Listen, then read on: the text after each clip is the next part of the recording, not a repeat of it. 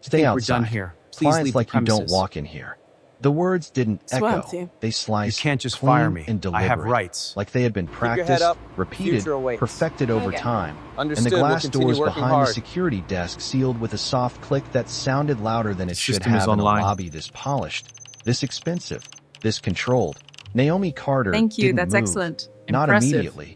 Not Identify even when the a couple breach in and tailored coats prioritize brushed isolation. past her with barely a glance. Yes, Their ma'am. heels I'm on it. tapping across Clear the marble area. like they belonged to a different world. One The she breach had is contained. just been told We need she everyone couldn't calm. enter. She stood there in a simple charcoal ma'am. blazer, We will dark ensure jeans, protocols are and followed. flat shoes that made no You are sound done at here, all. Johnson. Her hands Pack your relaxed things. at her sides. Her posture straight, Madam, but not defensive. With all due respect, just I present, didn't. just still. The updates Like are someone who had complete. learned The long system's ago fully that online. reacting too quickly you. only The new gave protocols people are now exactly what active. they expected. All right, team, And let's get back to inside, work. Beyond the glass, the lobby unfolded in quiet luxury, tall ceilings, gold-accented fixtures, a reception desk carved from white stone, staff, moving with rehearsed efficiency, every detail curated to signal status, to filter people without ever saying it out loud. Except today, it had been said out loud, and the man who said it, a security supervisor in a navy blazer with a silver badge pinned just high enough to catch the light, stood with his hand slightly raised, not touching her, but close enough to imply he could. His expression fixed somewhere between boredom and authority. You'll need to wait outside until we verify your access, he added, softer now, but no less final. Naomi tilted her head just slightly, her eyes moving past him, not at him, scanning the room like she was memorizing it, like she was measuring something invisible. Is that how this works? She asked, her voice calm. Even, not confrontational, just precise, the kind of tone that didn't beg for permission or escalate conflict. It just existed, and for a second, the man hesitated, not because of what she said, but how she said it. Then he recovered quickly, folding his hands in front of him. It's standard procedure, he replied, and somewhere behind him, a receptionist glanced up, her eyes flicking between Naomi and the door before returning to her screen. Like she had seen this before, like this was normal, and maybe it was, because no one else stopped. No one else questioned it. People kept walking in, scanning badges, exchanging nods, stepping into elevators without ever looking back, and Naomi watched all of it, absorbing it, storing it, her expression unchanged, but something behind her eyes sharpened, not anger, not yet, something quieter, something colder, like recognition. And then the manager appeared, not rushed, not concerned, just annoyed. A tall white man in a tailored gray suit, his tie perfectly centered, his expression already decided before he even spoke. What's the issue? He asked, his tone clipped, and the security supervisor gestured slightly toward Naomi without turning fully to her. She's not on the list, he said. And the manager looked at her, really looked this time, from her shoes to her face, a quick scan, efficient, dismissive, and then he nodded once, like a decision had been confirmed. Then she waits, he said, not to her, not for her, just as a statement of fact, and that was the moment the air shifted, not dramatically, not loud, just enough, like pressure building in a sealed room. Naomi exhaled slowly, almost imperceptibly, and for a fraction of a second, something flickered across her mind, a memory she didn't invite, but didn't resist either, standing at 18 in a hotel lobby in Charlotte, holding a confirmation printout while a clerk told her the room wasn't ready, watching other guests get keys without question, sitting in a plastic chair for 3 hours until someone finally found her reservation. The same tone, the same look, the same quiet dismissal wrapped in polite language. And now, years later, different building, different city, same script. She blinked once, and the memory was gone, replaced by the present, by the man in front of her who had already decided she didn't belong. You're not even going to check? She asked, not challenging, just asking, and he gave a small, almost amused exhale. Ma'am, if you were supposed to be here, you'd be on the list, he said, and a couple nearby slowed just enough to listen, not enough to intervene, just enough to witness. A young woman near the reception desk shifted her weight, her badge hanging from a lanyard, her eyes narrowing slightly as she glanced at Naomi, then at the manager, like something wasn't adding up, but she didn't speak.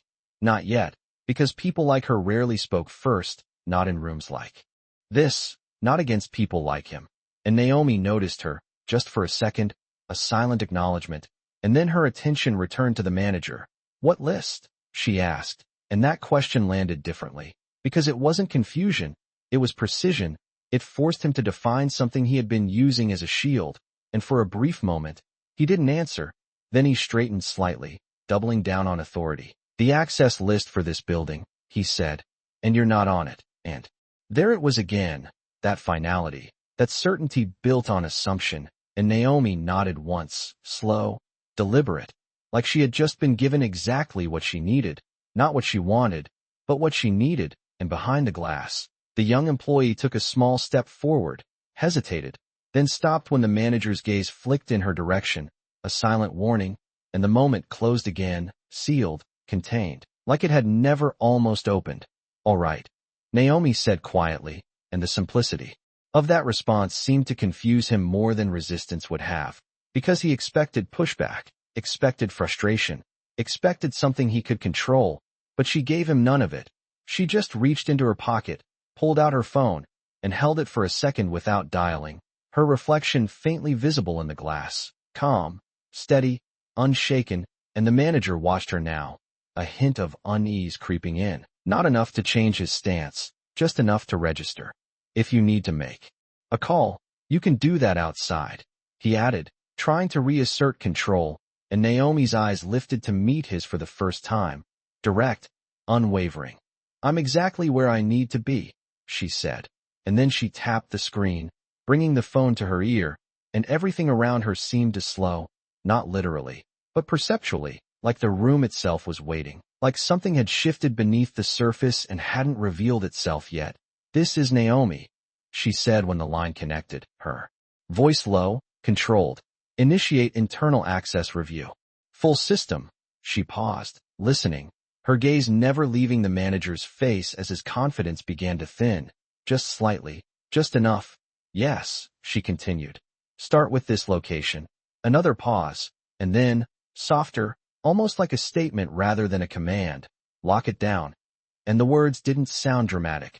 They didn't need to, they were precise, surgical, and inside the building, a receptionist's screen flickered for half a second, subtle enough that most people wouldn't notice, but the young employee did, her eyes widening just a fraction as she looked back toward Naomi, something clicking into place, something she hadn't been allowed to say now becoming impossible to ignore. And outside, the manager's jaw tightened. "What exactly do you think you're doing?" he asked, and Naomi lowered the phone slowly, ending the call, her expression unchanged, her voice steady. "Fixing a mistake," she said, and somewhere deep in the building's system, something had already begun to move, unseen, irreversible, and the people who thought they controlled this space were about to find out exactly who did. The flicker inside the building was subtle, almost invisible, but the effect it triggered was not. One by one the screens behind the reception desk refreshed without warning, the clean interface replaced for a split second by a system loading icon that had not appeared in years, the kind of interruption that did not belong in a place built on seamless control. The young employee with the lanyard noticed first, her fingers freezing mid-keystroke as her monitor blinked again, this time longer. Her eyes darting toward the manager, then back to Naomi, then back to the screen as if trying to confirm what she was seeing was real, because systems like this did not glitch, not here, not in a building that prided itself on precision. And yet it was happening, quietly, steadily, like something beneath the surface had just been unlocked. "What did you just do?" the manager asked again, but his tone had shifted, the edge of dismissal replaced with something tighter, something uncertain, and Naomi did not answer immediately. She simply stood there, her posture unchanged, her phone now resting calmly in her hand, as if the most important part of the conversation had already happened somewhere else, somewhere he could not see. And behind him, a receptionist tapped her keyboard twice, then frowned. "My system just reset," she said under her breath. Not loud enough for the entire lobby, but loud enough for the people closest to hear, and the security supervisor glanced back over his shoulder, his confidence thinning just slightly. "It is probably nothing," he muttered, more to himself than anyone else, but it was not nothing, because a second screen flickered, then a third, and suddenly the room that had been defined by quiet efficiency was interrupted by small, scattered moments of confusion, subtle but spreading, like cracks forming in glass, and the young employee took another step forward before she could stop herself, her voice hesitant but clear. "Sir, the access panel is not responding," she said, and the manager turned sharply, irritation flashing across his face. "Then refresh it," he snapped, defaulting to control, to instruction, to the assumption that everything still worked the way it always had. But she shook her head slightly. "I already did," she replied, and for the first time, a real pause settled into the space, not silence, but something heavier, something waiting, and Naomi watched all of it without moving, her gaze steady, not triumphant, not reactive, just observant, like someone who had already seen this outcome before it happened. And the manager turned back to her, trying to regain ground that was already slipping. "If you think this changes anything, it does not," he said, but the certainty in his voice had cracked, and Naomi tilted her head just slightly. "You are right," she said, calm, measured. "It changes everything."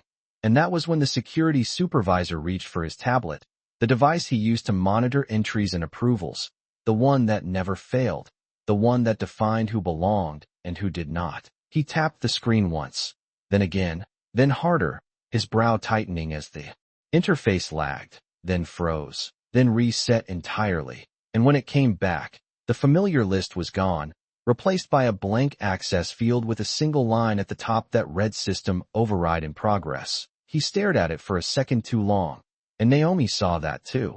She saw the moment recognition began to form, not fully, not yet, but enough to disrupt certainty, and inside, the elevators chimed. But the doors did not open. A group of suited professionals standing inside looked out with confusion as they tapped their badges again and again, the reader blinking red each time, and the sound of those failed attempts echoed faintly through the lobby, a rhythm that did not belong. And now people were looking, not just glancing, but watching. Conversations paused, footsteps slowed, the quiet hum of normal operation replaced by something sharper, something questioning, and the young employee swallowed, her voice lower now, almost to herself. "This is not a glitch," she said, and Naomi heard her, and for the first time, a faint shift touched her expression, not a smile, not satisfaction, just acknowledgement, and the manager heard it too, and that was when his control began to unravel in visible ways. He turned to the security supervisor. "Fix it," he said, sharper now, but the man shook his head, just once, small but definitive. "I cannot access the system," he admitted, and those words landed heavier than anything that had been said before, because this building did not operate without that system. It defined everything: access, identity, authority, and now it was gone, or rather, it had been taken, and Naomi stepped forward, not past them, not pushing, just closing the distance enough that her presence could no longer be treated as separate from the space, and no one stopped her this time. Not because they had been told not to, but because something deeper had shifted, something that made stopping her feel uncertain, and she stopped just inches from the glass, her reflection merging with the interior, no longer divided by it. "You built your authority on a system," she said quietly, her voice carrying just enough to reach them. "And you never asked who controls it." And the manager's jaw tightened. "Who are you?" he demanded, not as a question of curiosity, but as a demand for explanation, for something that would restore order. And Naomi held his gaze, steady, unwavering. "Someone you should have asked about before deciding I did not belong," she replied. And behind him, the young employee's eyes widened as something finally connected, her gaze dropping quickly to her own screen, which had just refreshed again, this time with a name field populating automatically, a name she recognized, a name she had seen in internal briefings, in onboarding documents, in the section marked Executive Access. Her breath caught for a second, and she looked up again, this time not hesitant, not uncertain, just clear. "Sir," she said, louder now, and the manager turned, irritation ready, but it faltered when he saw her expression, not fear, not confusion, something else, something certain. "You need to see this," she said, and he hesitated, just for a fraction of a second, before stepping toward her screen, and when he did, the room seemed to hold its breath, because whatever he saw there changed the angle of his posture instantly, the confidence draining in a way that could not be hidden, his shoulders tightening, his eyes scanning, then scanning again, as if hoping the information would rearrange itself into something less disruptive. But it did not, and Naomi watched him, not with satisfaction, but with the quiet patience of someone who had waited long enough. And the security supervisor leaned in slightly, trying to see, but the manager straightened quickly, blocking the view, as if that could contain what had already been revealed. "It is nothing," he said too quickly, too firmly, but the words no longer carried weight, not after everything that had already shifted, and Naomi took one more step forward. This time the doors did not close. This time there was no barrier, no raised hand, no instruction to wait, just space, open, unguarded. And she crossed the threshold without hesitation, her shoes finally making contact with the marble floor inside, a soft sound that echoed louder than it should have, because it marked a transition that could not be undone, and the people watching felt it, even if they could not explain it. And she stopped in the center of the lobby, turning slowly, taking in the room not as an outsider anymore, but as someone who understood exactly what it was, exactly how it functioned, and exactly how quickly it could be changed. And then she looked back at the manager, who now stood a few feet away, his authority reduced to something fragile, something dependent on answers he did not have. And she spoke again, her voice calm, precise. "You said I was not on the list," she said, and the simplicity of that statement carried more weight now than any accusation could have, because it forced him to confront the moment he had defined her without information, without verification, without question, and he opened his mouth, then closed it, the words he had used earlier no longer available to him. And Naomi continued, "The problem was never the list," she said. "It was the assumption." And the young employee stepped slightly closer, no longer holding back, her voice steady now. "Her name is in the system," she said, not to Naomi, but to everyone, to the room, to the space that had just shifted, and the manager's silence confirmed what his words no longer could deny, and Naomi's gaze did not waver. "And now," she said softly, "we are going to see what happens when the system answers to me."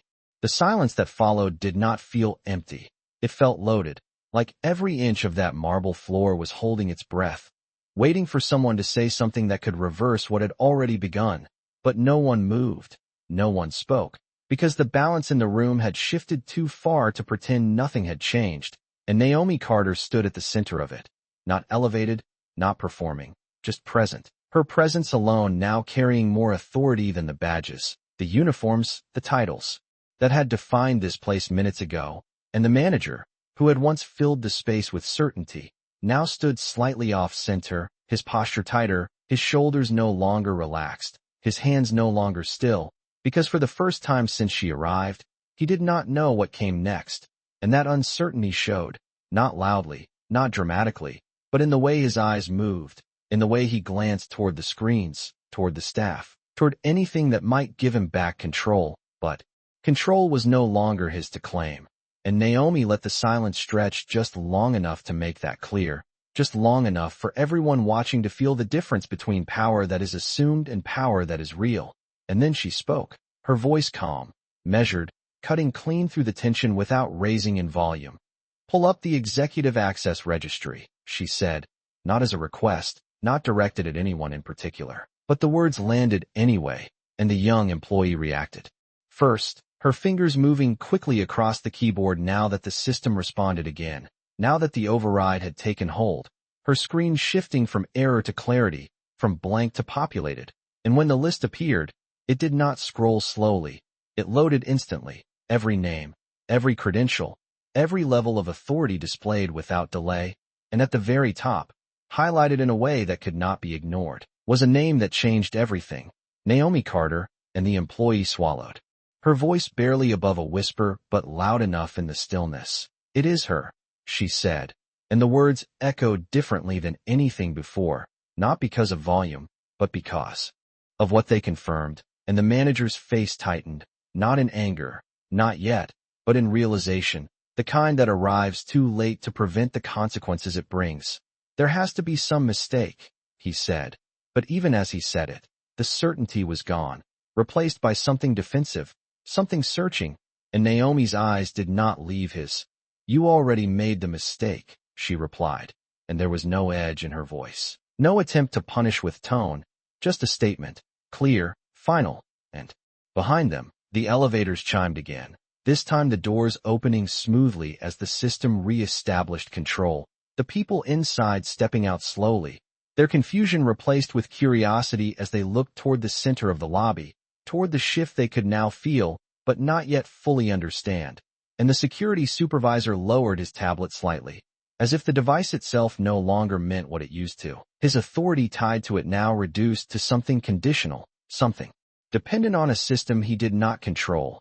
And Naomi turned slightly, her gaze sweeping across the room, not searching for approval, not acknowledging the stares, just taking in the space as it truly was, not as it pretended to be. And then she looked back at the manager. "How long have you worked here?" she asked, and the question caught him off guard, not because it was difficult, but because it was not what he expected. 3 years, he answered after a brief pause, and Naomi nodded once. 3 years, she repeated, as if placing the number into context, as if measuring it against something larger.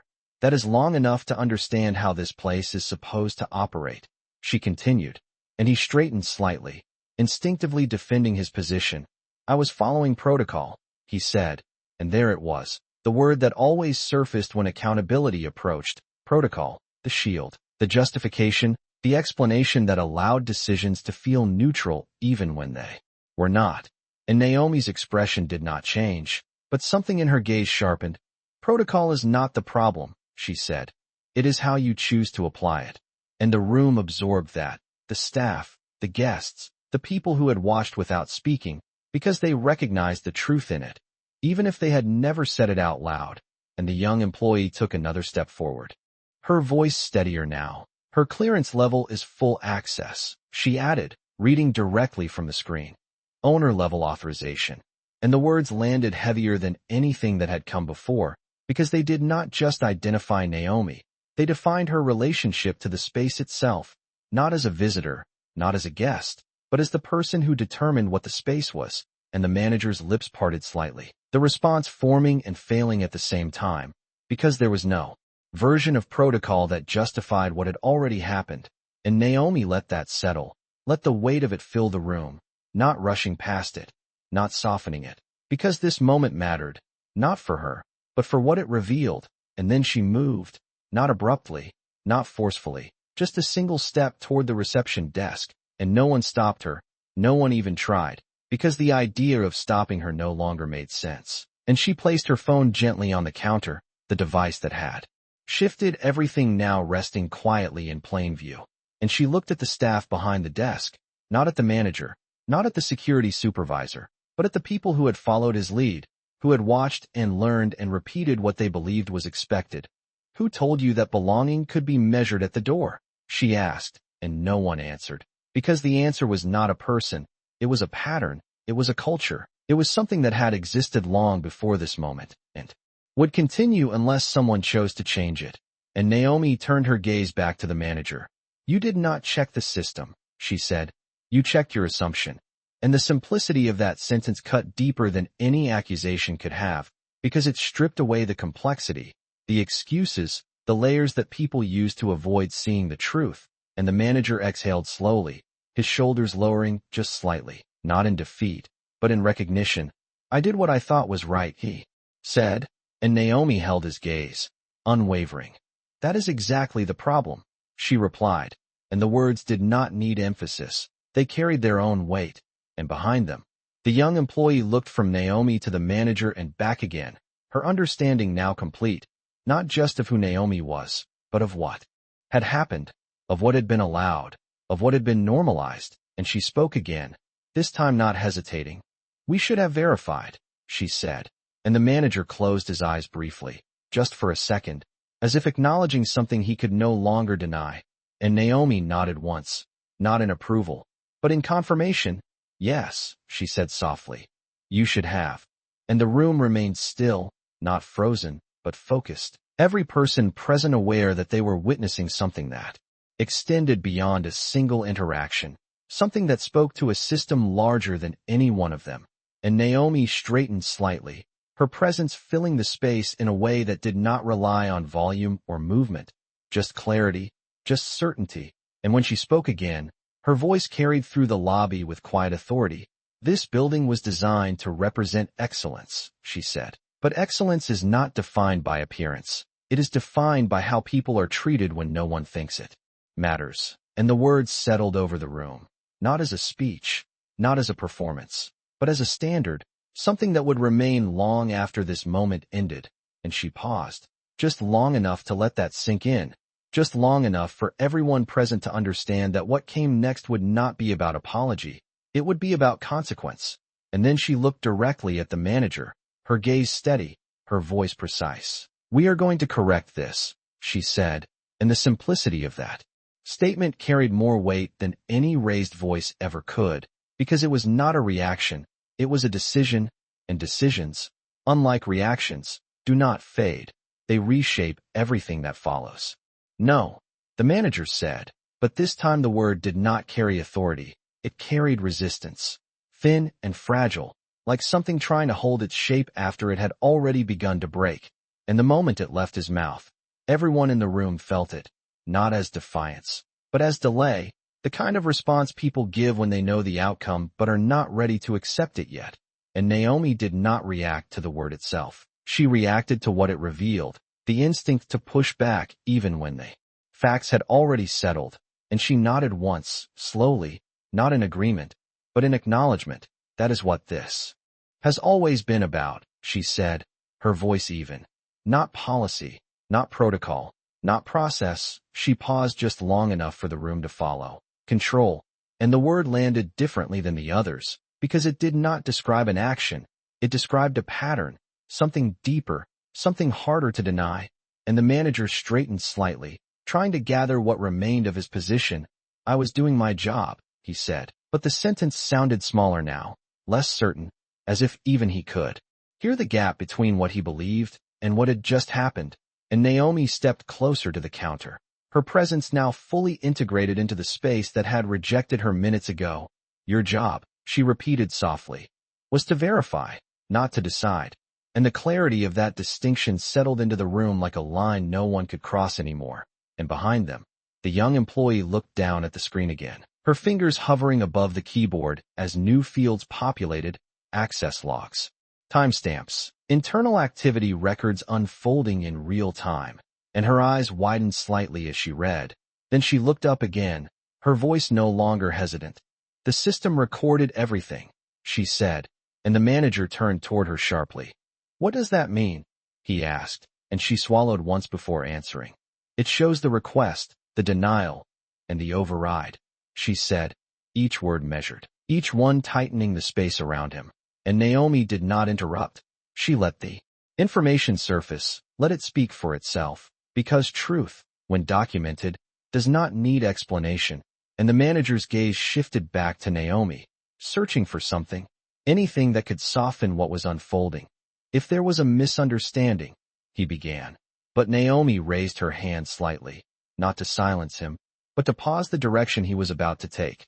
"This is not about misunderstanding," she said, calm, precise. "You understood exactly what you were doing, and the room absorbed that, not as an accusation, but as a correction, a removal of the language that allowed people to step away from responsibility. And for a moment, no one spoke, because there was nothing left to reinterpret.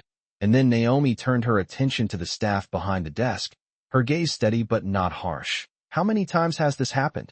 she asked, and the question did not target one person. It targeted the system itself, and the young employee hesitated, her eyes flicking toward the manager, then back to Naomi.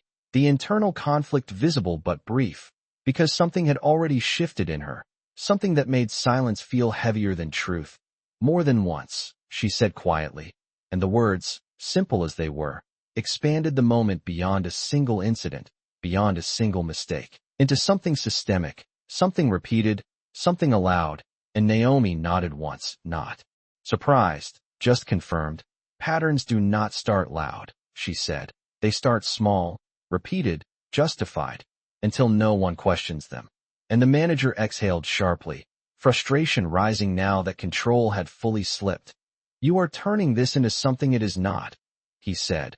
But even as he spoke, fewer people believed him, because the evidence was no longer abstract. It was visible, documented, undeniable, and Naomi's gaze remained steady.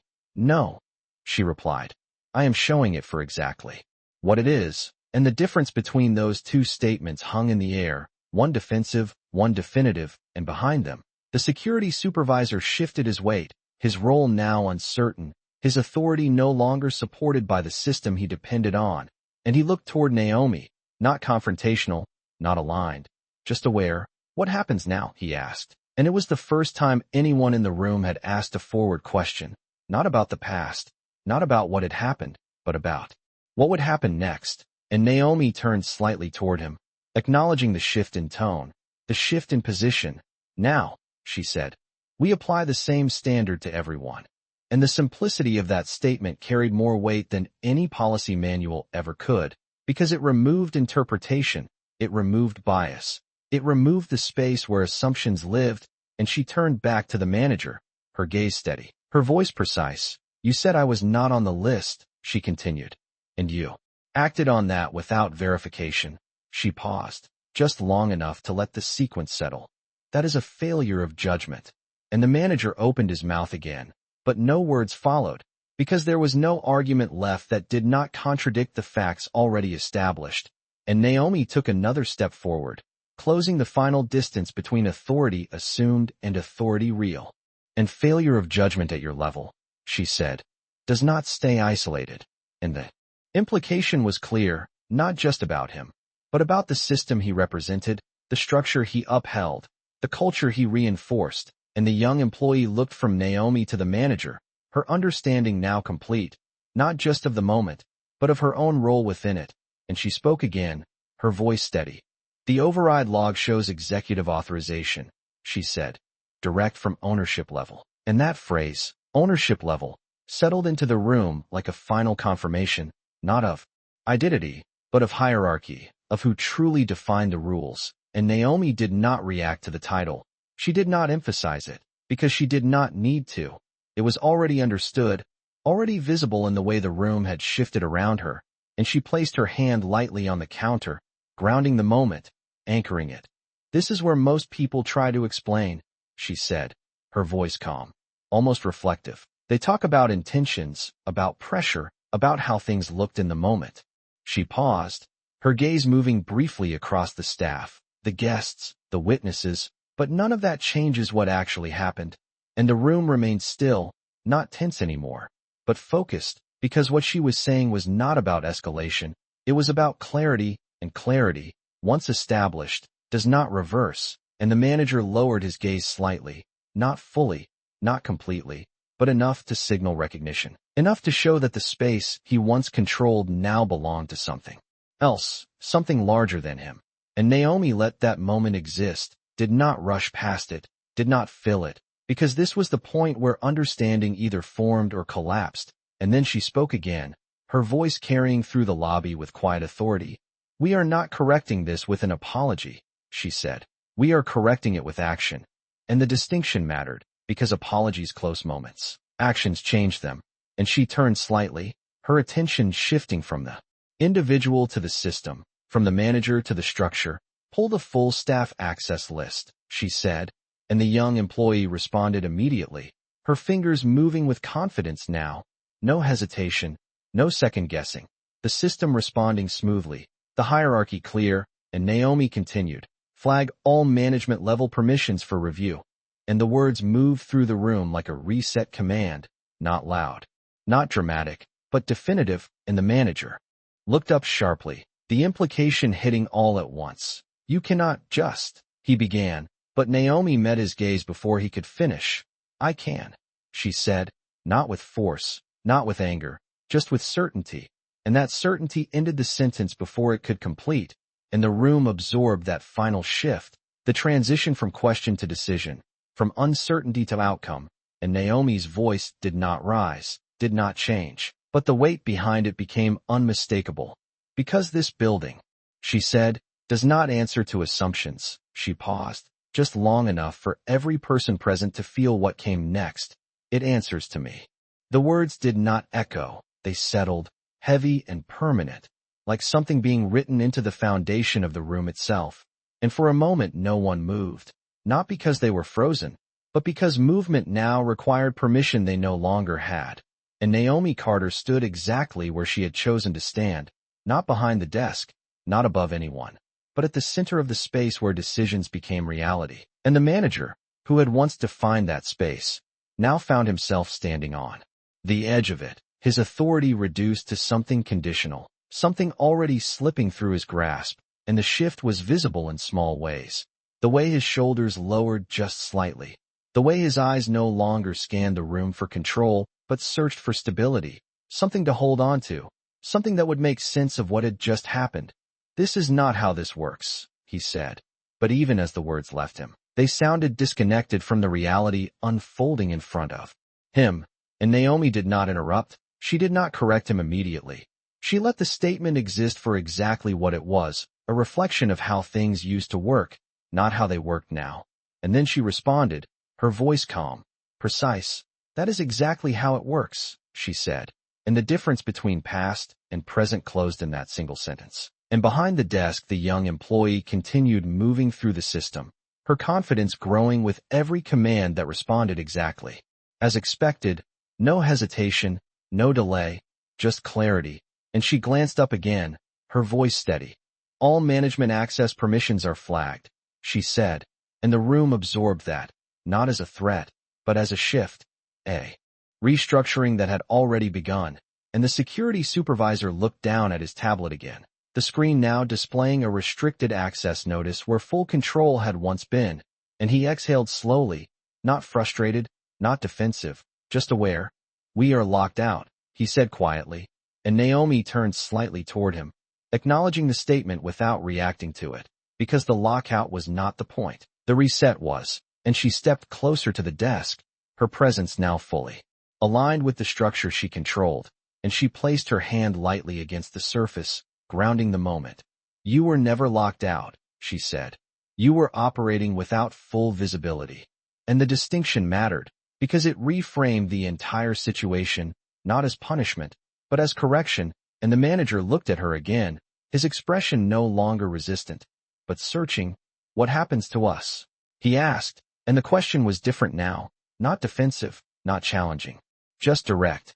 And Naomi met his gaze without hesitation. "That depends on what you have done," she replied, and the clarity of that answer left no room for interpretation, no space for negotiation, just consequence aligned with action. And the young employee's fingers moved again across the keyboard, pulling up logs, records, timelines, and her voice followed, measured and precise. "There are multiple entries," she said. "Similar access denials over the past 6 months," and the room shifted. Again, not dramatically, but noticeably, because the moment had expanded beyond a single incident into something repeated, something embedded. And Naomi nodded once, not surprised, just confirmed. "Patterns," she said softly, and the word carried weight, because patterns do not form by accident. They form through repetition, through acceptance, through silence. And she looked at the manager again. "You said you were doing your job," she continued. "Now we are going to define what that actually means." And the manager did not respond immediately, because the question behind her statement was no longer abstract. It was documented, visible, undeniable. And the security supervisor shifted slightly, his voice quieter now.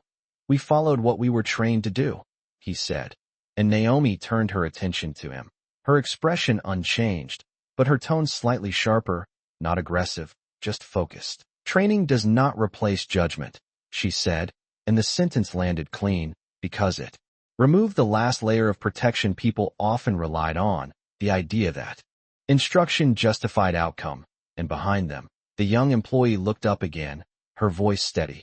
"The system shows escalation flags that were never reviewed," she said, and Naomi's gaze returned to the screen, absorbing the information without reacting outwardly, because the reaction had already happened internally, the understanding already complete. And she spoke again, her voice carrying through the lobby with quiet authority. "Then we start there," she said, and the simplicity of her response cut through the complexity of the data, because she was not overwhelmed by it. She was directing it, shaping it, defining what it meant. And she turned back to the manager, Leadership is not about control, she said. It is about responsibility. And the words settled into the room like a standard that could not be ignored, and the manager lowered his gaze again, not in defeat, but in recognition. Because for the first time since she arrived, he was no longer defending his position. He was evaluating it. And Naomi let that moment exist, because transformation does not happen through force, it happens through clarity. And then she continued. And responsibility, she said, means owning the outcome of every decision you make, especially the ones you think no one is watching.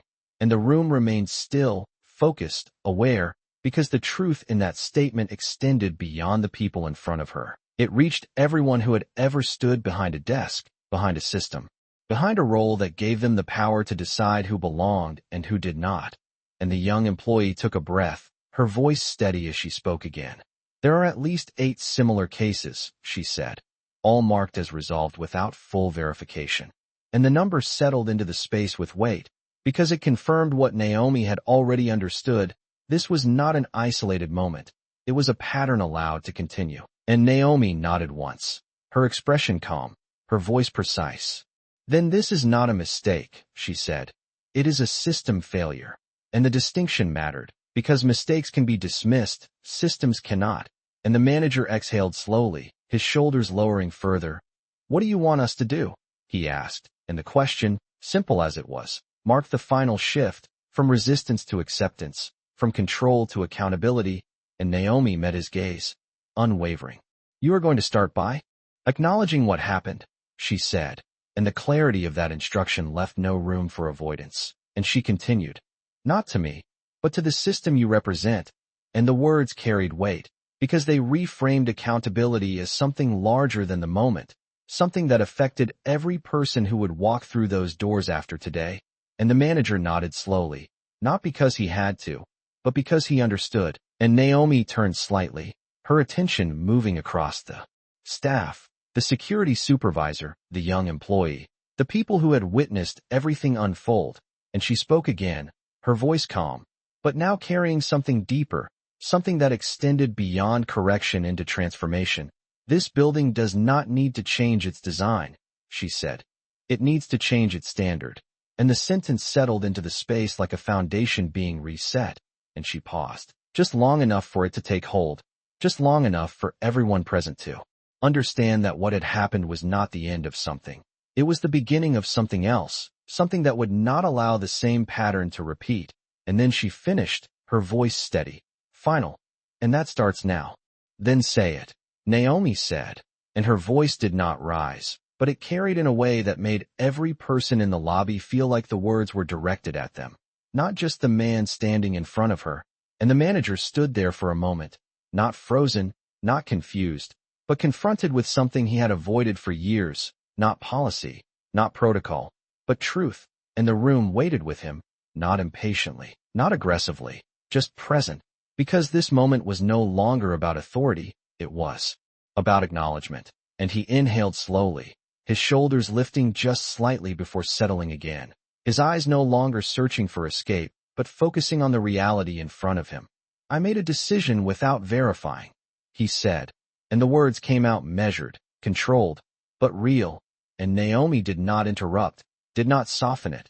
She let him continue, and he did, his voice steadier now. I assumed you did not belong based on how you looked when you walked in.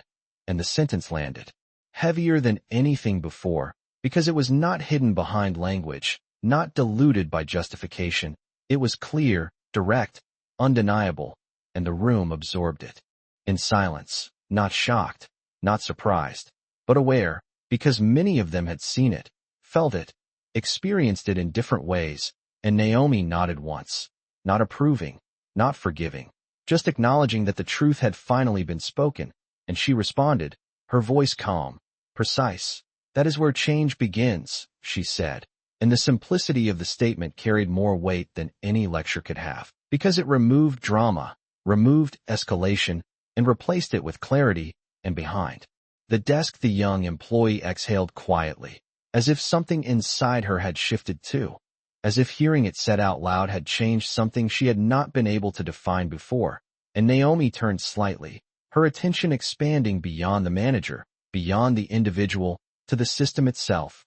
Now we correct it, she continued, and the words were not loud, but they carried authority because they were not reactive. They were intentional, and she looked back at the employee. Open the compliance panel, she said, and the employee responded immediately, her fingers moving with confidence now, the system responding smoothly, the interface shifting to a new screen filled with metrics, logs, and oversight controls that most staff never accessed. And Naomi stepped closer, her gaze steady as she reviewed the information, her mind already moving ahead of what was visible, already connecting patterns, identifying gaps, and she spoke again. Flag every unresolved escalation from the past 12 months, she said, and the command moved through the system instantly. Entries populating, red markers appearing across the screen like points on a map, and the employee's eyes widened slightly as the volume became clear. There are more than we thought, she said, and Naomi nodded once, not surprised, just confirmed. There always are, she replied, and the manager stood nearby, watching the process unfold, not interfering, not resisting, just observing, because the moment had shifted beyond him, beyond his control, into something larger, something systemic, and Naomi continued, her voice steady. Now cross-reference those with access denial logs, she said, and the employee complied. The system layering data over data, patterns emerging more clearly with each step, and the room watched, not fully understanding the technical details, but understanding the outcome, understanding that what had been invisible was now visible, what had been dismissed was now documented. And Naomi's expression remained calm, but her focus sharpened. This is where accountability lies, she said quietly, not to anyone in particular, but to the space itself, to the idea of systems that either protect people or fail them. And she turned back to the manager, her gaze steady. You said you were following training, she said, and he nodded slightly, not defensive, just acknowledging, and she continued. Then we need to review what that training teaches. And the implication extended beyond him, beyond this moment, into the structure that shaped behavior long before any single decision was made. And the security supervisor shifted again, his voice quieter now. It is standard procedure to assess, he said, and Naomi looked at him, her expression unchanged. Assessment without verification is assumption, she replied, and the distinction landed clean, removing the space where bias could hide behind process. And the young employee glanced up again, her voice steady. There are repeated patterns tied to specific shifts, she said, pointing to the screen, and Naomi followed her gaze, absorbing the information, her mind already organizing it into action. Then we address it at the source, she said, and the clarity of her response left no room for delay, and she straightened slightly, her presence filling the space again, not through volume, but through certainty. Effective immediately. All access decisions require dual verification, she said, and the words moved through the room like a reset, not dramatic, but definitive, and she continued, no exceptions, and the simplicity of that phrase removed interpretation entirely, and the employee nodded quickly, already entering the update into the system, the change being logged in real time, and Naomi's gaze moved across the staff, the security supervisor, the manager, the witnesses. Second, she said, all unresolved escalation cases will be reopened and reviewed by a compliance team. And the weight of that decision settled into the room, because it meant the past would not be ignored, not buried, not dismissed, but addressed, and the manager nodded slowly, his voice quiet. Understood, he said, and Naomi acknowledged it with a slight nod, not approval, just alignment. And then she paused, just long enough for the next part to land with clarity, because this was where most people expected something loud, something final, something punitive, but her voice remained steady, controlled. And third, she said, leadership will be held accountable for every decision made under their authority. And the sentence carried weight not because of how it was delivered, but because of what it meant, because accountability at that level does not shift, it does not deflect, it does not disappear. And the manager exhaled slowly, his shoulders lowering again, not in defeat, but in acceptance, because he understood now, not just what had happened, but what it meant.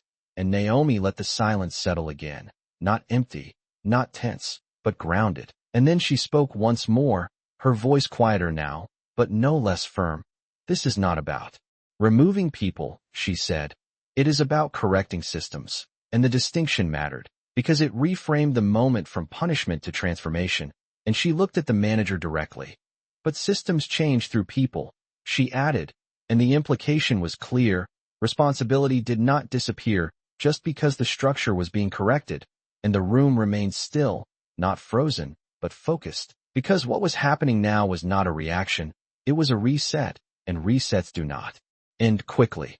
They continue, they reshape, they redefine, and Naomi took a final step back from the desk, her presence no longer confined to the center, but integrated into the entire space. We begin now, she said, and the words did not echo, they settled, like something permanent, something that would not fade when the moment passed, something that would remain in every decision made after today.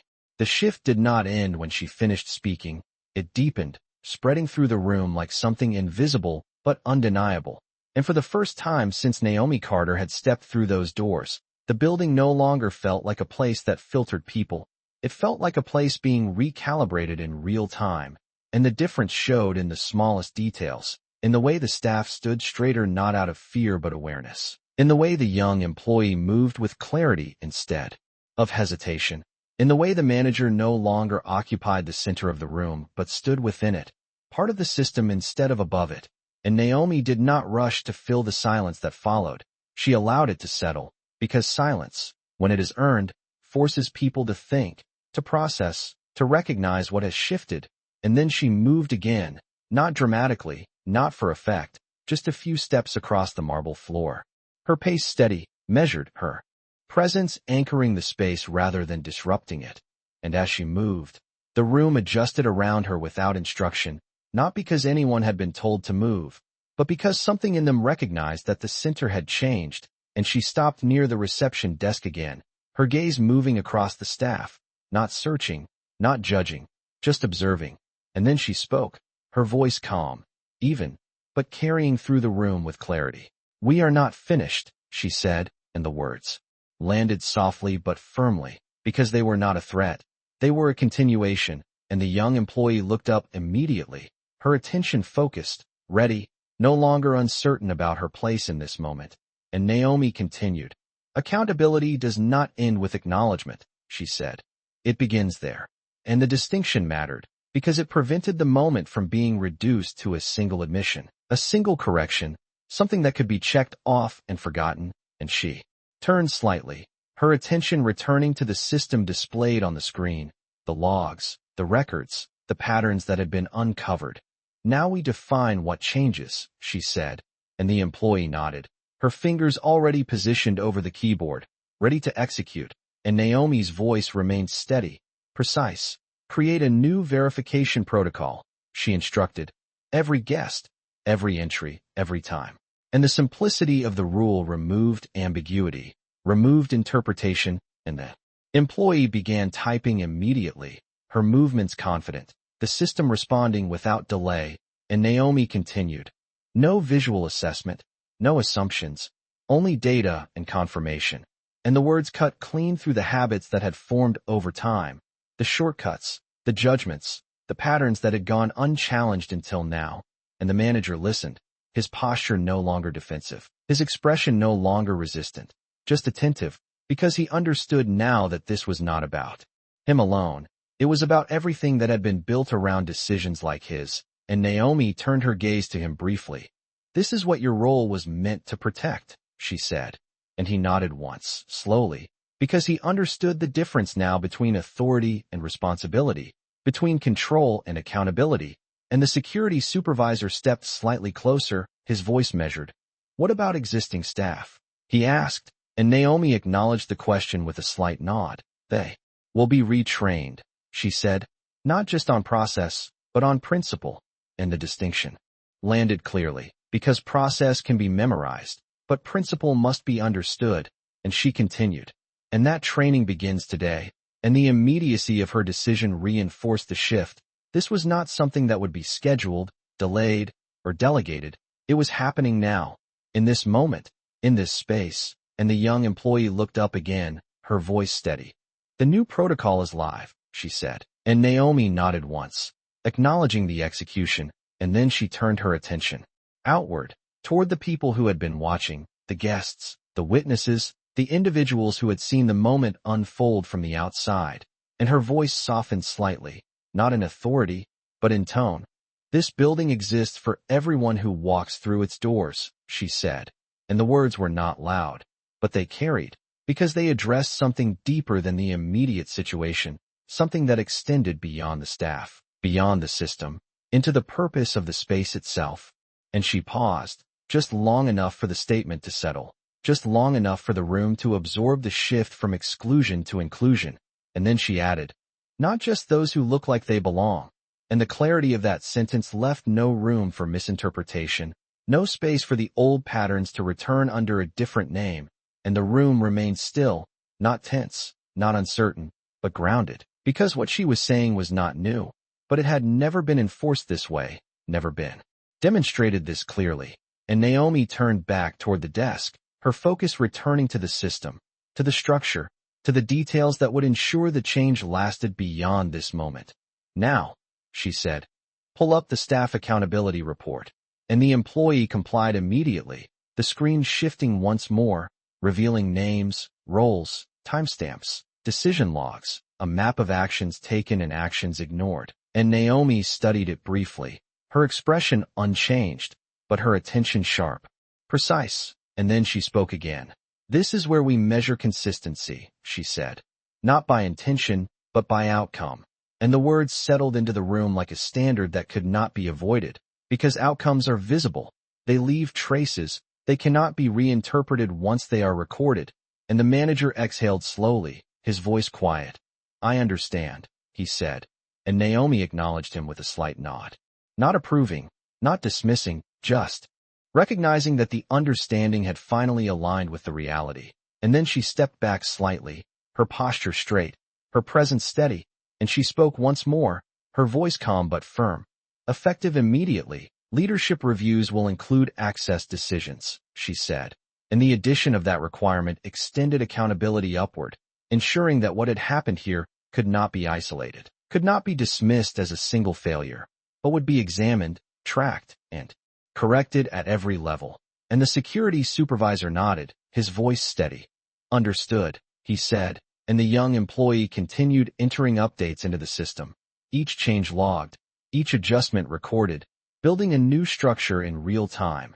And Naomi looked across the room once more, her gaze moving from person to person, not judging, not evaluating, just acknowledging. And then she spoke her final words for the moment, her voice steady, clear, and grounded in something deeper than authority. "Respect is not something we offer when it is convenient," she said. "It is something we maintain, every time, for everyone." And the words settled into the space like a foundation, something that would remain long after the moment passed, something that would shape every decision made after this. And the room did not react with noise, with applause, with movement. It responded with stillness, with understanding, with the quiet recognition that something had changed in a way that could not be undone. And Naomi Carter stood at the center of it, not as someone who had taken control, but as someone who had revealed where it truly belonged all along. For a moment, nothing moved, but everything had already changed, and Naomi Carter could feel it in the air, not as tension anymore, but as something quieter, something deeper, like a reset settling into place. And she stood there without speaking, without directing, without filling the space, because this was the moment most people rushed past, the moment where silence forced reflection, and reflection was where real change began. And across the lobby the staff remained still, not frozen, but recalibrating, their understanding catching up to what had just unfolded. And the young employee looked at the screen again, then back at Naomi, then back at the screen, as if confirming over and over that the system now reflected a different reality, one where authority was not assumed but verified. And Naomi's gaze drifted slightly, not away from the room, but inward for just a second, just long enough for something older to surface, something familiar. And it came without warning, like it always did, a memory not loud but sharp. She was 19, standing outside an office building in downtown Chicago, holding a folder too tightly in her hands, dressed carefully, deliberately, hoping it would be enough, and the man at the front desk had looked at her, then at the list, then back at her, and said without hesitation, "Interviews are for scheduled candidates only."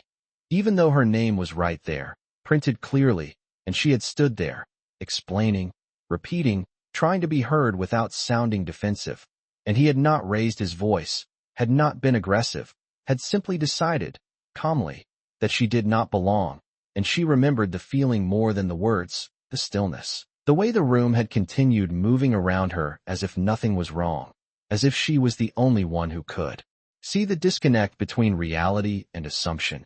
And she had left that day without arguing, without forcing it, but she had carried it, not as anger, but as clarity, clarity about how systems fail quietly, how bias does not need volume to be effective, how exclusion can be delivered with a calm voice and a polite tone and still land like a closed door. And now, years later, standing in a building she owned, in a space designed to represent excellence, she recognized the same pattern, the same tone, the same quiet decision made without verification, and she exhaled slowly, the memory fading as quickly as it came, replaced by the present, by the room in front of her, by the people now watching not with indifference, but with awareness. And she spoke again, her voice softer this time, not in authority, but in reflection.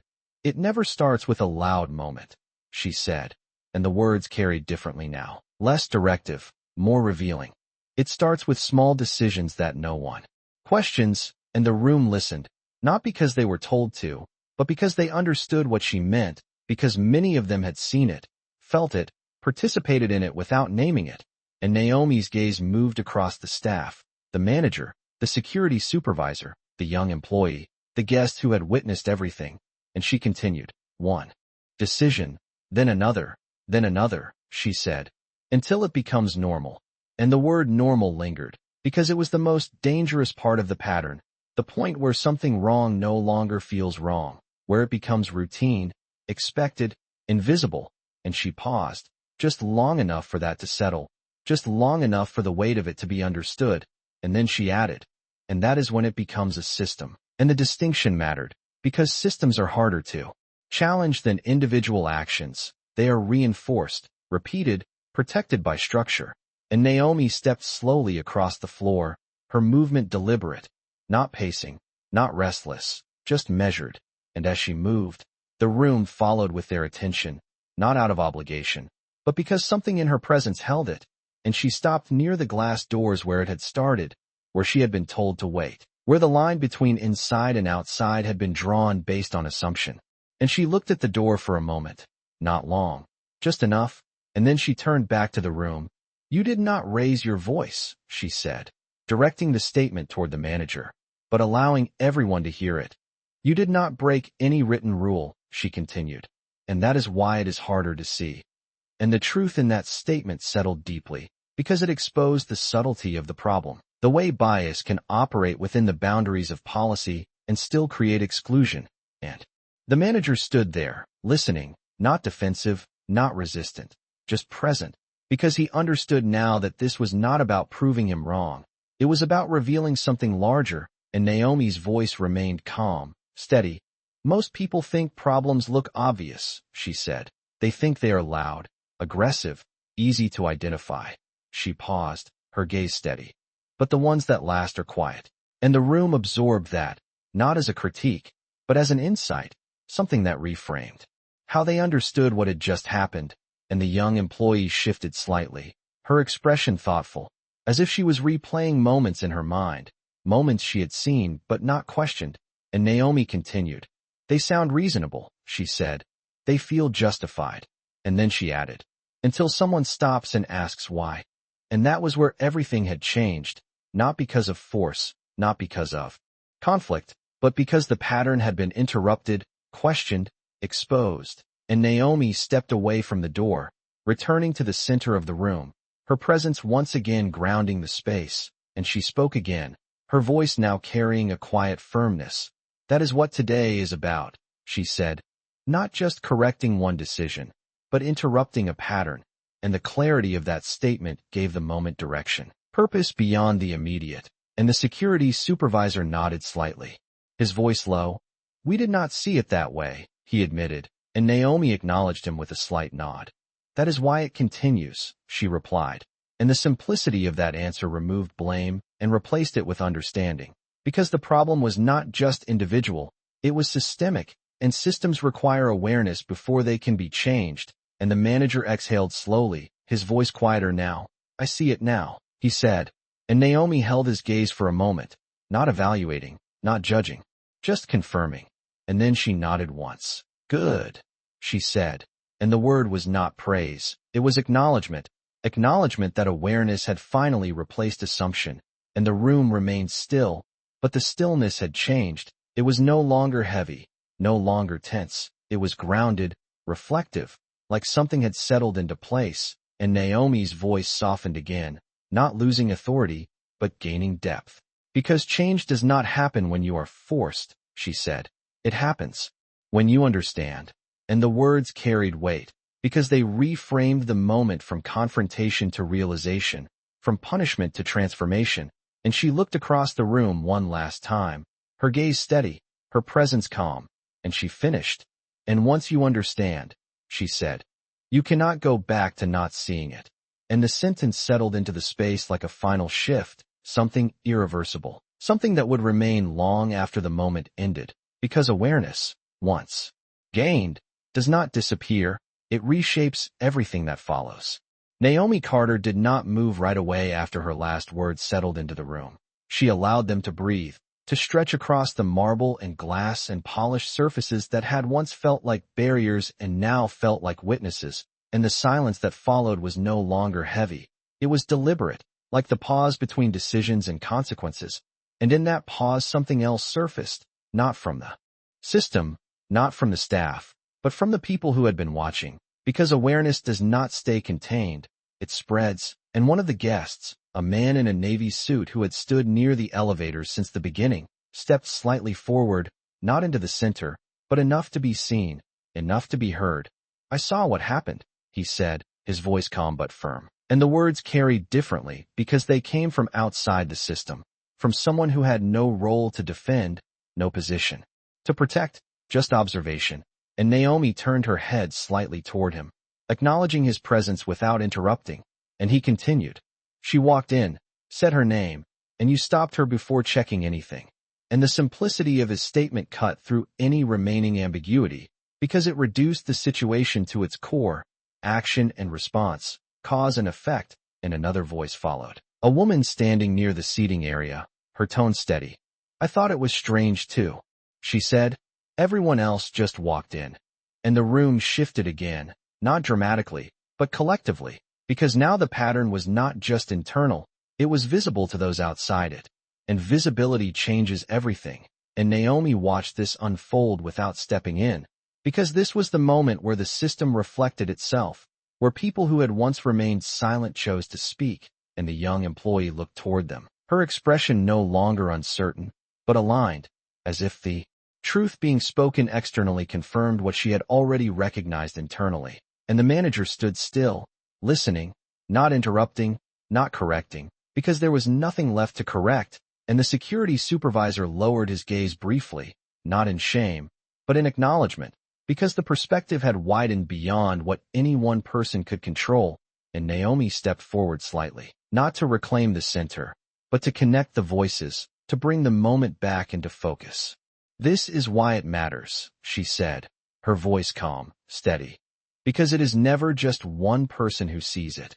And the words expanded the understanding, reframing the moment as something shared, something collective, and she looked at the man who had spoken. "Thank you," she said simply, and the acknowledgement was not performative, it was precise, recognizing the importance of speaking when silence is easier.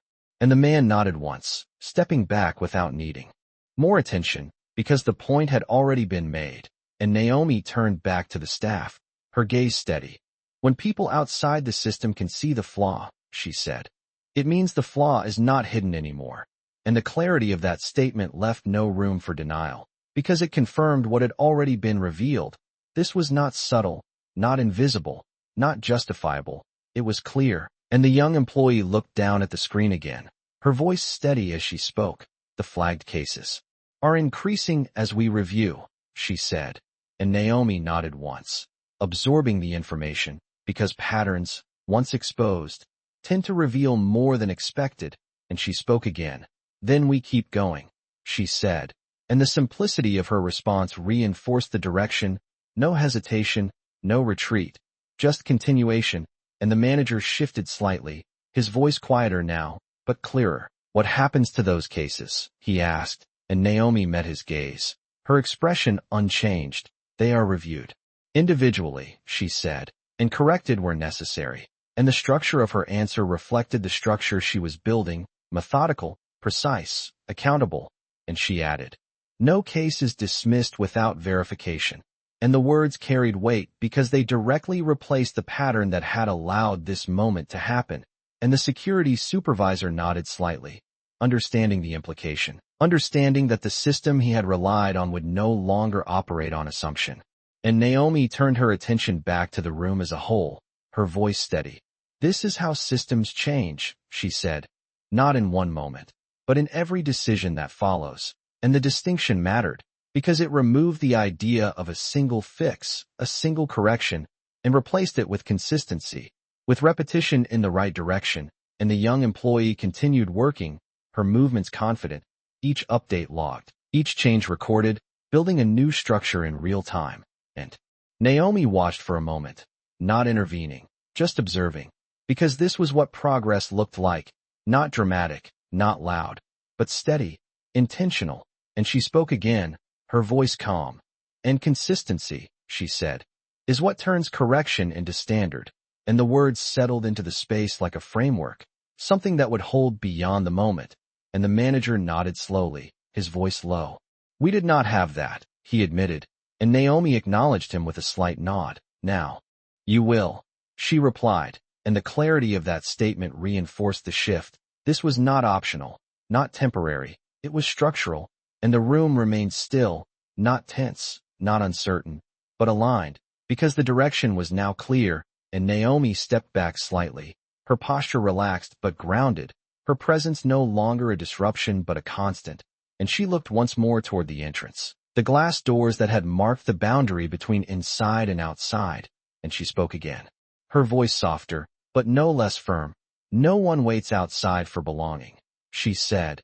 And the sentence carried weight because it directly addressed the moment that had started everything, redefining it, replacing it. And she turned back to the room, her gaze steady. "They walk in," she added, and the simplicity of the statement transformed the space itself, because it removed the barrier not just physically, but conceptually. And the young employee paused for a second, looking up at Naomi, then at the doors, then back at the screen, as if seeing the building differently now. Not as a place that filtered, but as a place that welcomed. And Naomi held that moment for just a second, allowing it to settle, allowing it to become real. And then she spoke one final time for this phase, her voice calm, precise, and grounded in something deeper than authority. "And it is our responsibility," she said, "to make sure they are met with respect when they do." And the words did not echo, they anchored, settling into the structure of the building itself, becoming part of what it meant. And the room did not respond with noise. It responded with understanding, with alignment, with the quiet recognition that what had changed here would not stay here. It would extend into every interaction, every decision, every moment that followed. Because once a system is seen clearly, it cannot return to what it was before. "Now we make it official," Naomi said, and the words carried a different kind of weight, not reflective, not corrective, but declarative, like a line being drawn that could not be crossed again. And the room responded to that shift immediately, not with movement, but with focus, because everyone present understood that this was the moment where change stopped being discussion and became action. And Naomi stepped closer to the reception desk again, her hand resting lightly near her phone, her posture steady, her presence anchored, and she looked directly at the young employee. "Prepare a formal system update notice," she said, her voice calm, precise, effective immediately. And the employee nodded quickly, her fingers already moving, the system opening a new panel, a broadcast field that would push updates across every terminal, every department. every connected location within the building's network, and Naomi continued without pause, include the new verification protocol, the compliance review directive, and the leadership accountability requirement. And the structure of her words reflected the structure she had built, clear, organized, impossible to misinterpret, and the employee typed rapidly, her confidence now fully aligned with the authority guiding her. And Naomi turned slightly toward the manager, her gaze steady. "You will co-sign it," she said, not as a suggestion, not as a question, but as a directive grounded in responsibility. And the manager nodded once, immediately, without hesitation, because he understood now that accountability was not something assigned to him.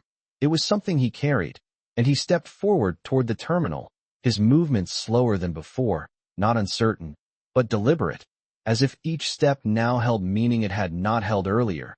And he stood beside the employee, reviewing the text as it appeared on the screen, his expression focused, not defensive, not resistant, just engaged. And Naomi watched for a moment, not intervening, allowing him to step into the responsibility he had just acknowledged. And then she spoke again, her voice steady.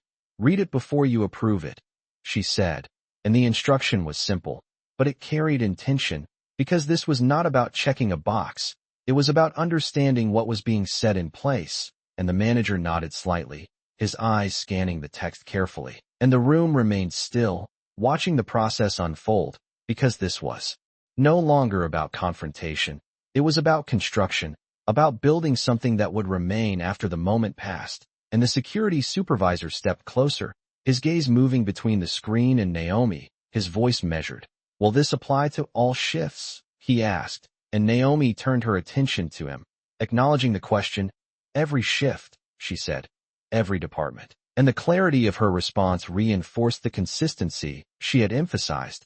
This was not selective, not conditional. It was universal, and the supervisor nodded once, absorbing that, understanding that the system he operated within had just been redefined at its core.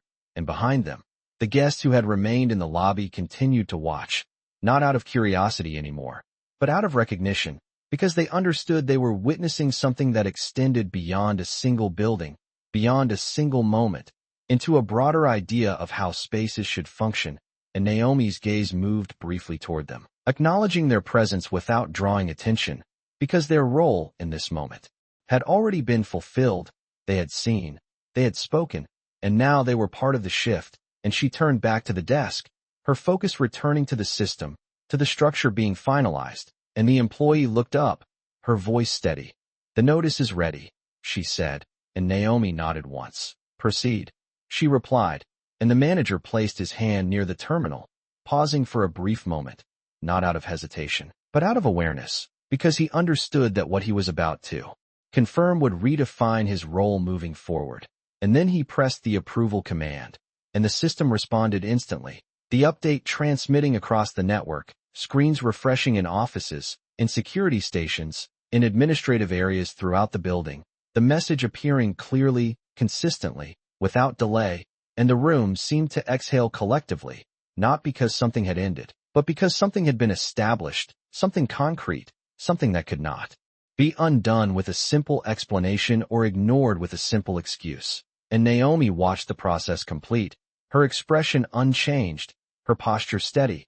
And then she spoke again, her voice calm, but carrying a finality that settled into the space. "This is the standard now," she said, and the words did not need repetition, they did not need emphasis. They were clear, and she turned slightly, her attention moving from the system back to the people. "And standards are not suggestions," she added.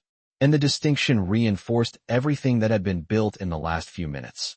This was not flexible, not optional. It was defined. And the manager stepped back from the terminal, his shoulders lowering slightly, not in defeat, but in acceptance, because he understood that his role had shifted from enforcing assumptions to upholding structure. And he spoke quietly. "It will be followed," he said. And Naomi acknowledged him with a slight nod, not approving, not questioning, just confirming alignment.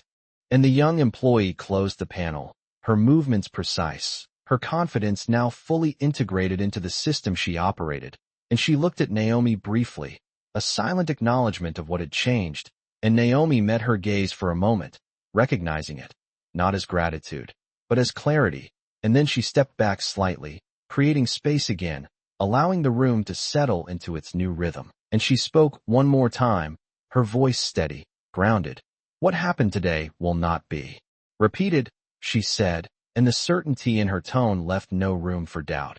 Because it was not based on hope, it was based on structure, on decisions that had already been made and implemented. And she paused, just long enough for the statement to anchor, just long enough for everyone present to understand that this was not temporary. And then she finished, her voice calm, but carrying a quiet authority that defined the space itself. "Because now," she said, "the system reflects the standard we choose to uphold."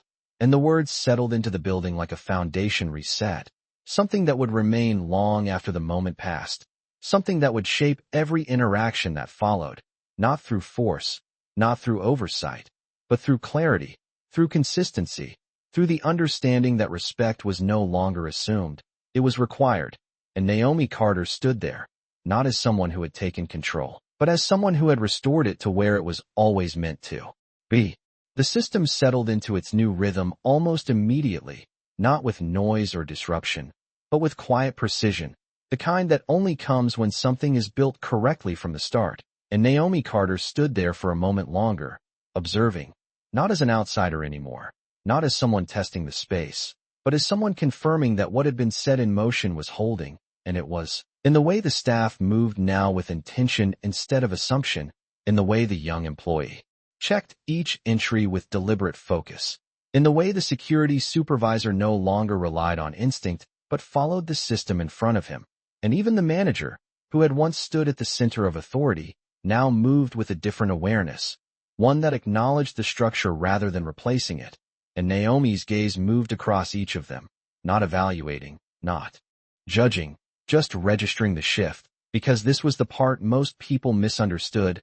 Change did not announce itself loudly after it happened. It revealed itself quietly in behavior, in repetition, in consistency. And she spoke again, her voice calm, measured, carrying through the space without needing to rise. "This is where it becomes real," she said, and the words landed not as instruction, but as observation, because what she was pointing to was already happening. And the young employee glanced up briefly, her expression focused but calm, as if she understood exactly what Naomi meant. And Naomi continued, "Not when we say it, but when we do it." And the distinction mattered, because it separated intention from action, statement from standard. And she stepped slightly to the side, giving space to the process unfolding at the desk, because this was no longer about her presence. It was about the system functioning without her needing to intervene. And that was the true test of what had been built. And behind her, the glass doors opened again, this time without hesitation, without pause. A new guest walking in, dressed simply, carrying a small bag, their expression neutral, unaware of what had just taken place minutes earlier. And the young employee looked up immediately, her voice steady. "Welcome," she said, and there was no hesitation in her tone, no scanning glance, no silent judgment, just a greeting, clear and consistent. And she followed the protocol exactly as it had been defined, asking for the guest's name, verifying it in the system, confirming access before granting entry. And the process was smooth, efficient, respectful, and Naomi watched it unfold with a quiet stillness, because that moment, simple as it seemed, carried more weight than everything that had come before. It was proof that the change was not theoretical, not temporary, but operational. And the guest nodded, stepping forward without resistance, without confusion, because the system had done what it was supposed to do. It had verified, not judged. And Naomi exhaled slowly, not out of relief, but out of recognition that the pattern had been interrupted, and something new had taken its place. And she turned slightly, her gaze returning to the manager, who had also watched the interaction, his expression thoughtful, not tense, not defensive, just aware. And she spoke to him quietly, not to challenge, not to correct, but to anchor the moment. "That is the standard," she said, and he nodded once, slowly, his voice low. "I see it," he replied, and the simplicity of his response carried more meaning than any explanation could have, because it showed that understanding had translated into recognition, into alignment. and Naomi held his gaze for a moment, confirming it, before turning her attention back to the room. And the security supervisor adjusted his stance slightly, his posture no longer rigid, but grounded, his role now defined by structure rather than assumption. And he spoke, his voice measured. "It works," he said, and Naomi nodded once, not as validation, but as acknowledgement, because it was not about whether it worked, it was about whether it would be maintained, and she responded, "It works because it is consistent," and the clarity of that statement reinforced everything that had been built. Consistency was not a detail. It was the foundation, and the young employee continued processing entries, each one following the same steps, each one reinforcing the pattern, and Naomi watched for a moment longer, not intervening, not directing, just observing, because this was the point where systems either held or failed, and this one held, and she spoke again, her voice calm, but carrying a deeper weight now. "Consistency is what people trust," she said. "Not intention, not explanation, not apology." She paused briefly. Consistency. And the word settled into the space like a standard. That could not be replaced, because trust is not built in moments. It is built in repetition, and the room absorbed that, not as instruction, but as understanding, and Naomi stepped back slightly, her posture relaxed but grounded, her presence no longer required to hold the space, because the space now held itself, and that was the difference. And she looked once more toward the entrance, the place where everything had started, and then back to the room, and she spoke again, her voice steady. "Clear. What we corrected today was not a mistake," she said. "It was a pattern, and the distinction mattered, because it ensured that no one would reduce the moment to something smaller than it was." And she continued, "And patterns do not disappear unless they are replaced."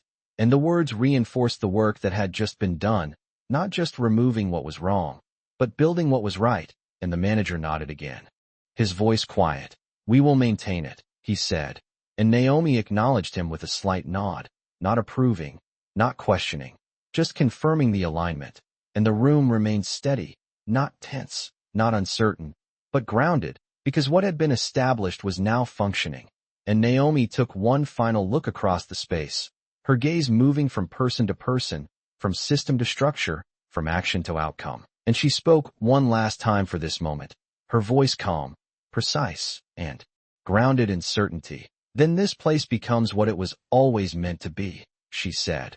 And the words settled into the building like a quiet truth, something that did not need to be repeated to be understood, something that would remain in every interaction that followed, not because it was enforced, but because it had been defined. And Naomi Carter stood there, not as someone who had changed the space, but as someone who had revealed its true standard and ensured it would finally be upheld. The building did not feel the same anymore, and it was not because anything physical had changed. The marble was still polished, the lighting still precise, the air still carried that quiet hum of controlled luxury, but something deeper had shifted, something that could not be seen, but could be felt in every interaction that followed. And Naomi Carter stood there just long enough to recognize it, not as a victory, not as a moment to hold on to, but as confirmation that the work had begun. And around her the staff continued moving, but differently now, with intention instead of assumption, with awareness instead of habit. And the young employee processed another guest, her voice steady, her tone consistent, her actions aligned with the system that now guided her. And Naomi watched briefly, then stepped away from the desk, not abruptly, not as an exit, but as a transition, because her presence was no longer needed to enforce what had already been set in place. And that was the point. The system was now functioning on its own, and as she walked across the lobby, the space adjusted naturally, not parting for her out of fear or recognition, but aligning with her presence in a way that felt balanced, grounded, and the manager followed her movement with his eyes for a moment before stepping forward slightly. "Ms. Carter," he said, his voice respectful, steady, and she turned her head just enough to acknowledge him, not stopping completely, but not dismissing him either.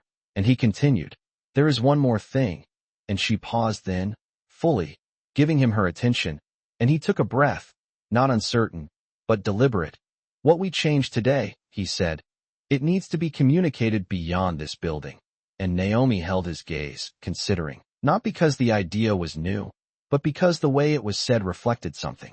Important, initiative, understanding, and she nodded once, slowly. It will be, she replied, and the simplicity of her answer carried weight, because it confirmed that this moment was not contained, not isolated. It would extend, it would scale, it would reshape more than just this space. And the manager nodded, his posture steady. Then we will be ready, he said. And Naomi acknowledged him with a slight nod before continuing forward, her steps measured, her presence calm, and she reached the glass doors again. The same place where everything had started, but the meaning of the space had changed. The threshold was no longer a point of exclusion. It was simply an entrance, and she stopped there for a brief moment, not because she needed to, but because she chose to, and she looked back across the lobby one last time, her gaze steady, taking in the staff, the system, the structure that now reflected something different, something aligned. And she spoke, her voice calm but carrying through the space with clarity. This is not about me, she said, and the words landed differently than anything before, because they shifted the focus entirely. It is about the standard you maintain when no one is watching. And the room absorbed that, not as a correction, not as a directive, but as a principle, something that would remain long after she walked out those doors, and she continued, because that is when it matters most. And the truth of that statement settled into the space, into the system, into the people who would carry it forward. And the young employee looked up briefly, her expression focused, understanding, and the security supervisor adjusted his stance slightly, his awareness grounded, and the manager stood still, his posture aligned with the responsibility he now understood, and Naomi held the moment for just a second longer, just enough for it to settle, just enough for it to anchor. And then she added, her voice steady, do not wait for another moment like this to get it right. And the words carried a quiet urgency. Not pressure, but clarity, because the opportunity to act correctly does not require a crisis. It requires awareness, and she turned then, facing the doors fully, and they opened without hesitation, without delay, the system recognizing her presence without needing to be told, and she stepped forward, crossing the threshold with the same calm confidence she had carried from the beginning. But now the meaning of that movement was different. She was not entering a space that questioned her. She was leaving a space that had been redefined by her presence, and behind her the lobby continued, not paused, not disrupted, but functioning, operating under the standard that had just been set, and that was the true outcome, not the moment itself, but what remained after it. And as the doors closed softly behind her, the sound was no longer a barrier, it was simply a transition, and inside, the system continued to operate, the staff continued to follow the protocol. The pattern had been replaced, and outside, Naomi Carter walked forward without looking back, not because the moment did not matter, but because it had already done what it needed to do. It had shifted something permanent, something that would continue without her needing to stand there and ensure it. And that was the difference between temporary change and real transformation. One requires presence, the other sustains itself. And as she moved forward, her phone vibrated lightly in her hand, a message appearing on the screen, confirmation from her internal team that the system update had propagated across all connected properties, and she glanced at it briefly, not surprised, just confirming. And then she continued walking, her pace steady, her expression calm. Because the work was not finished, it had just expanded, and behind her, in that building, the standard had been set, not by announcement, not by policy alone, but by action, by clarity, by the refusal to let assumption define belonging. And that was what would remain, long after the moment itself had passed. The city outside moved the way it always did, steady, indifferent, people passing, traffic flowing, conversations overlapping into a rhythm that never paused for a single moment. But Naomi Carter did not blend into it the way she might have before, not because she stood out, but because she carried something with her now that did not need to be seen to be felt. And as she walked, her pace remained even, grounded, not rushed, not lingering, just forward, because forward was the only direction that mattered when something had already been set into motion. And behind her, in the building she had just left, the system continued to operate under the standards she had redefined. But what mattered more was what would happen next, not in that lobby, not in that single space, but everywhere that system now reached. And her phone remained in her hand, the screen still active, Messages continuing to populate, confirmations, acknowledgments, updates from multiple locations, each one reflecting the same change, the same protocol, the same reset, and she glanced at one briefly, not to read every detail, but to confirm what she already knew. The update had taken hold, not partially, not selectively, but completely, and she lowered the phone again, her expression unchanged, her focus steady, because this was not the end of something. It was the expansion of it, and the sound of the city around her blended into a quiet backdrop as her thoughts moved, not backward, not to the moment itself, but to what it represented, and for a brief second, another memory surfaced, not sharp this time, not disruptive, but present. She was 26, standing in a conference room, presenting an idea that would later become the foundation of everything she had built, and she remembered the looks around the table, not hostile, not aggressive, just doubtful, just uncertain, just quietly dismissive, and she remembered finishing anyway, not louder, not defensive, just clear, just certain, and she remembered the moment one person finally leaned forward and said, "If this works, it changes everything." And she had responded then the same way she did now, not with excitement, not with validation, but with calm certainty. It will. And she blinked once, the memory fading as quickly as it came, replaced again by the present, by the path in front of her, by the work that was still unfolding, and inside the building.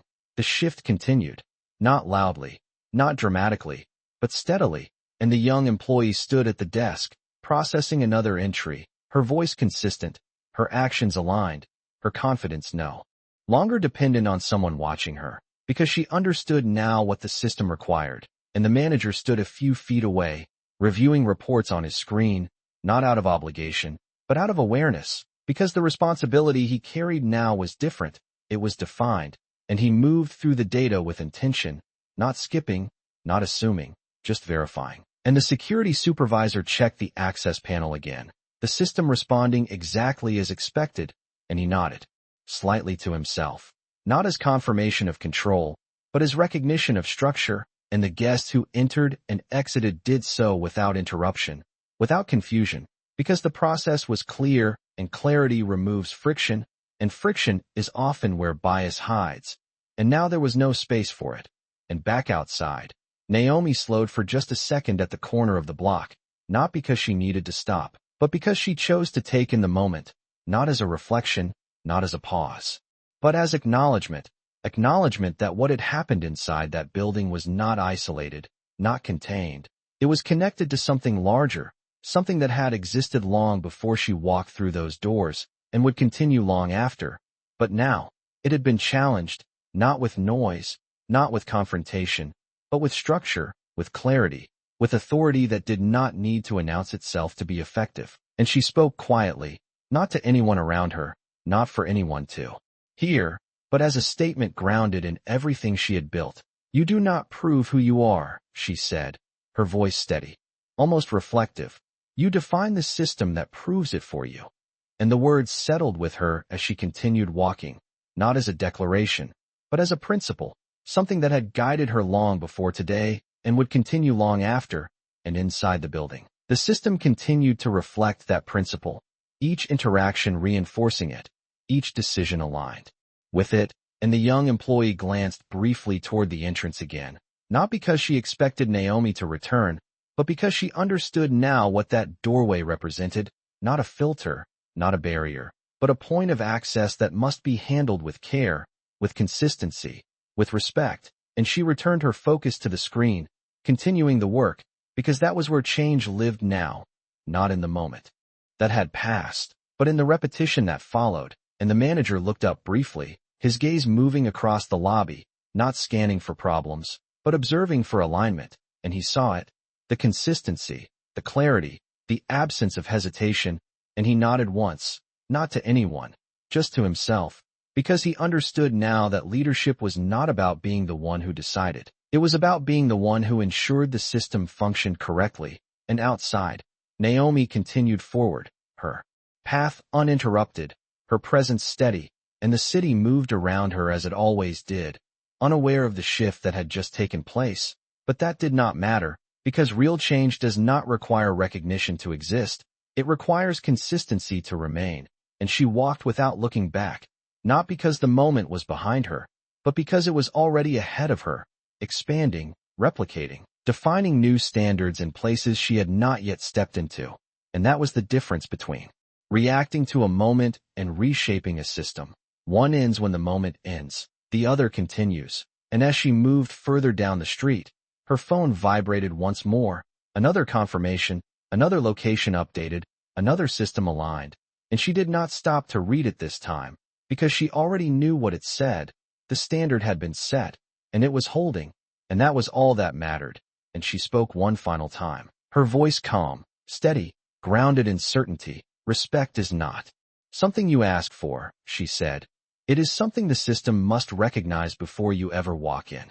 And with that, she continued forward, not as someone who had been underestimated, not as someone who had proven anything, but as someone who had ensured that no one else would have to prove they belonged in a space that was built to serve them.